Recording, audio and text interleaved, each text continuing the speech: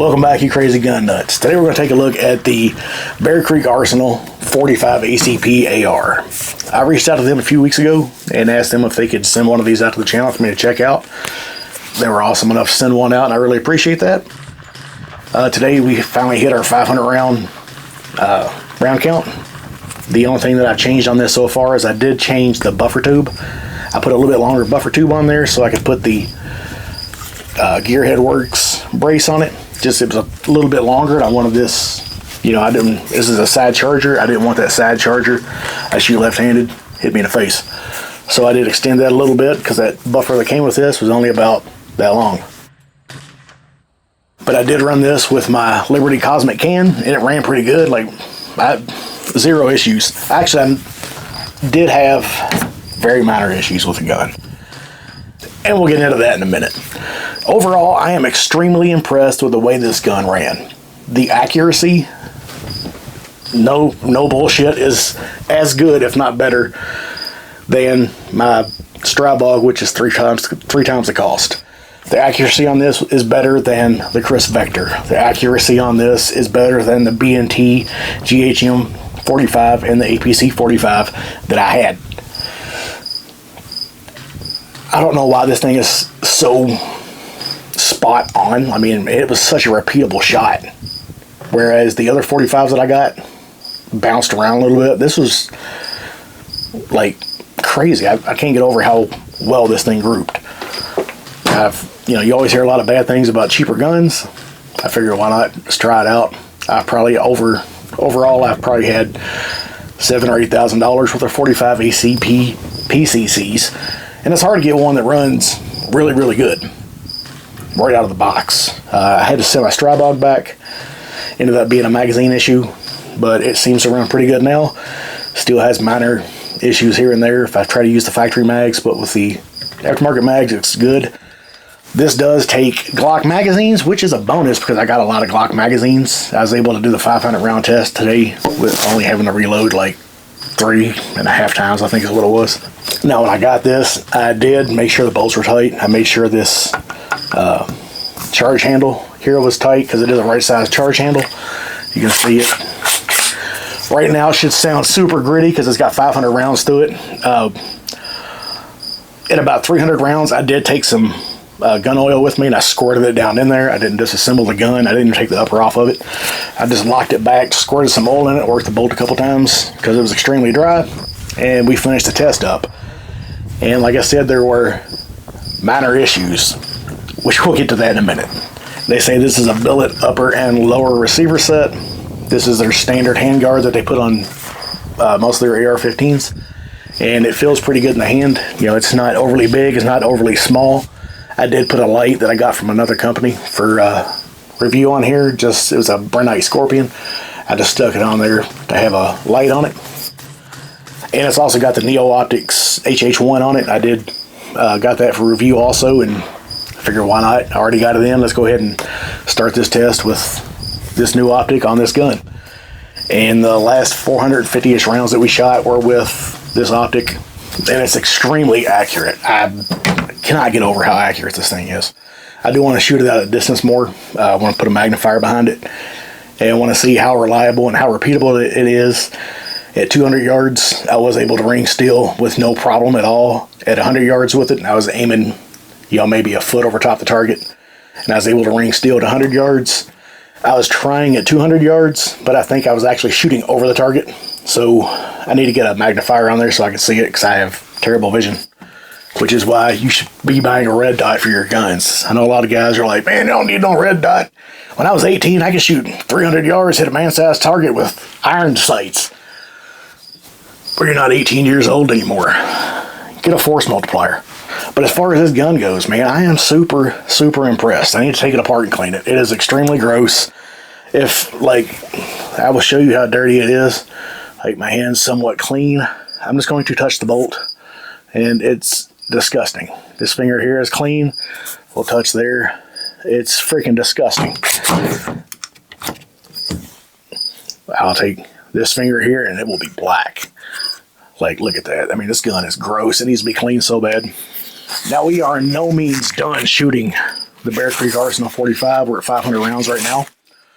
I've got a lot of other things going on right now, but we are slowly going to bring this round count up. I would want to eventually do a 1,000 round review on this. It's going to take me a little bit longer. 500 rounds of 45 ACP is not cheap. 1,000 rounds is even more expensive. But now that we've talked about the gun and the accuracy, I want to talk about how it runs. The trigger on this, it's got a standard mil-spec trigger. The trigger is kind of heavy. It feels like a standard mil-spec trigger. It has no problem taking any of the Glock mags. It ran flawlessly on almost every single Glock mag.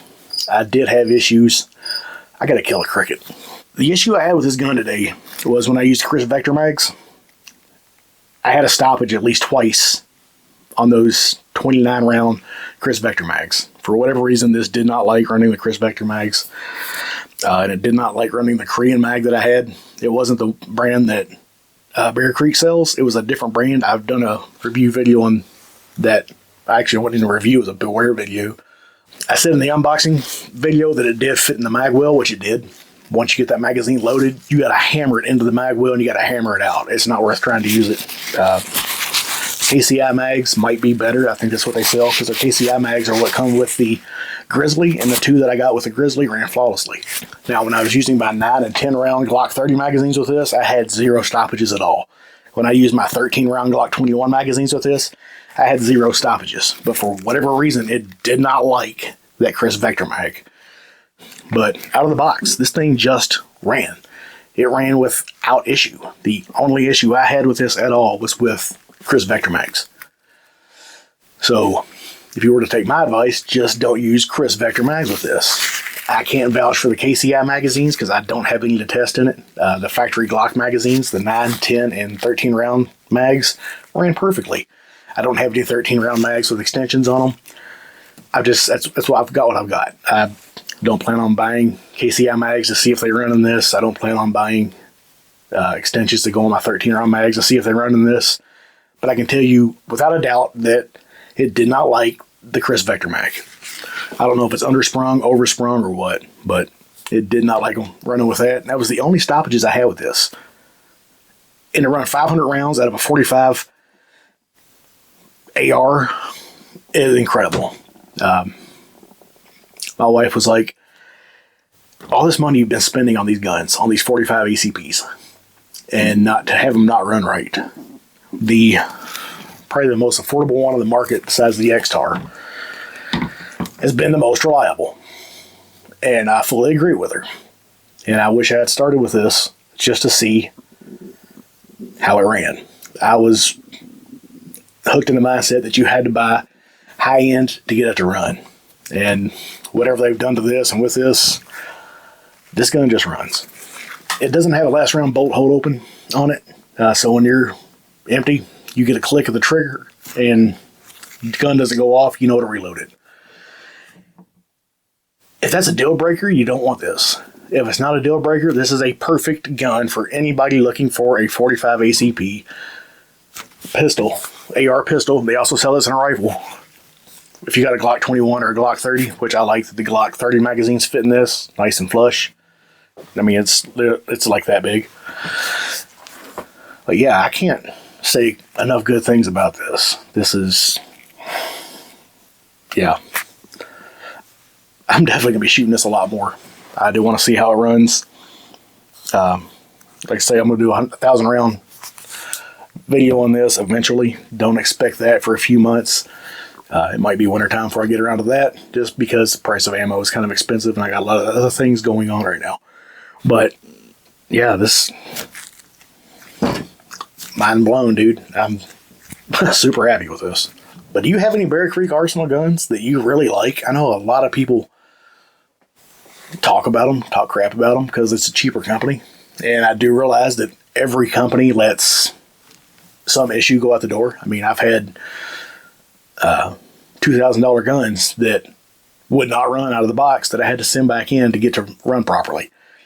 And this $500 and some odd AR-45 runs perfectly. Yeah, so let me know your thoughts on Bear Creek Arsenal. What you think about their guns. Like I say, the two I've had so far, the Grizzly was 99% there. It's a good gun. I'm definitely going to keep shooting it. But this has exceeded my expectations by a long shot. I am super happy with the way this thing runs. Like I said, I've not had a 45 AR or 45 PCC run out of the box as good as this does. But if you got any questions about this or any other questions about anything else, drop them in the comments. And as always, thanks for watching. Stay safe, and let's take back our Second Amendment.